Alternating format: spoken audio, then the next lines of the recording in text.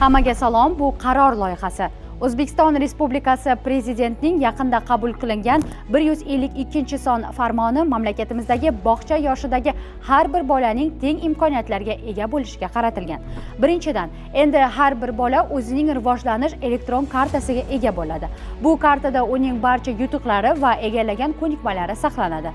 Bolalar bog'chasini tugatgach, u umrida birinchi marta maktabgacha tayyorgarlikdan muvaffaqiyatli o'tganligi haqida sertifikat oladi. Alohida e'tiborga muhtoj bolalar uchun 2025-yildan boshlab har bir tumanda inklyuziv guruhlar ochiladi.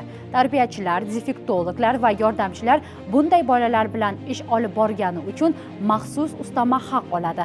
Bolalar esa qulay sharoitda o'qiydi. Shuningdek, respublikamizdagi 4 ta avtobus bazasida chekka hududlardagi pedagoglarning malakasini oshirish uchun mobil sinflar ish olib boradi. Bu o'qituvchilarning qayerda bo'lishidan qat'iy nazar, zamon bilan hamnafas bo'lishga yordam beradi. Bu avtobuslar Jahon bankining loyihasi hisobiga jihozlanadi.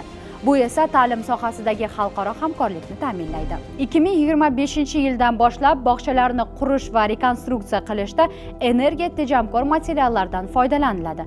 Quyosh panellari esa elektr energiyasiga bo'lgan ehtiyojimizning kamida 30% ta'minlaydi. Bu nafaqat iqtisodiyotimiz, balki bolalarimiz kelajagi uchun ham foydali. Xususiy bog'chalarga yangi imtiyoz va imkoniyatlar beriladi.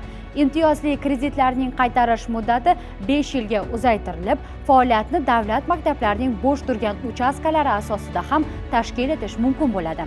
Endi xususiy bog'chalar tashkil etish bo'yicha kelishuvlarni elektron formatda tuzish mumkin. Bu esa jarayonni soddalashtiradi. Maktabgacha va maktab ta'lim vazirligiga bog'chalarni metodik materiallar bilan ta'minlash uchun kamida 40 milliard so'm yordam beriladi.